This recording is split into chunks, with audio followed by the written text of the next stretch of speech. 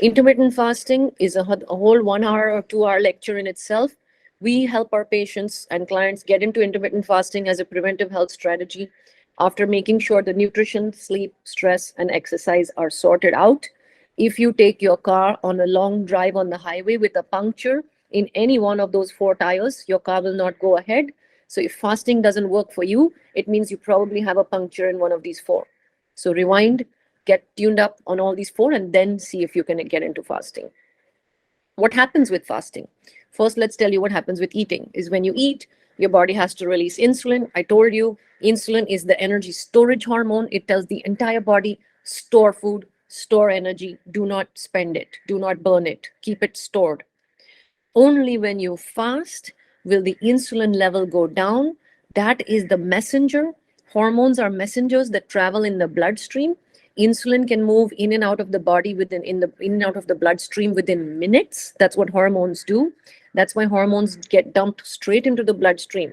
It's like if I have stress, if a tiger comes, I need my entire body to respond. My heart, my brain, my lungs, my muscles, my breathing, my gut, my digestion, everything needs to reset within seconds. So hormones have direct access to the entire body through the bloodstream. So when insulin levels are low in the entire bloodstream, what's the message that is sent? It's hormones are chemical messengers that move through the entire bloodstream to connect all the organ systems. That's why I love endocrinology. It brings the entire body into one where all the organ systems are talking to each other. When insulin levels go low, the body realizes, oh, energy is not coming as food. So I have this stuff that I stored in my storage for a rainy day. Now it's time to mobilize that. When will this really start to happen? When you get into the beyond 16 to 24 to 36 hours of fasts. We'll train people how to get there. That helps access the stored fat. The first 24 hours, you're going to be burning stored carbohydrates. That's like the cash in your wallet. And stored fat is like the FD sitting in the bank or the gold sitting in the bank. Normally, you don't go and sell FDs and gold on day one. You'd rather mobilize from liquid cash. You don't want to touch your long-term savings, right? In the body, when you have too much of fat accumulation, that's when you probably do want to liquidate. And that's when you need insulin to step aside for longer periods of time, consume off the glycogen or the stored carbs, and then get into the stored fat. That helps to boost metabolism.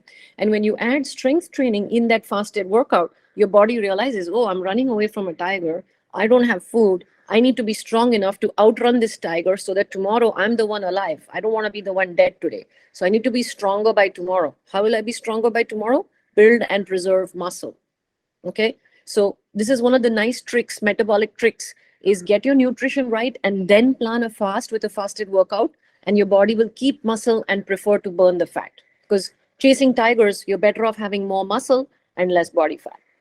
Okay. It's a more athletic metabolic reset that you can do.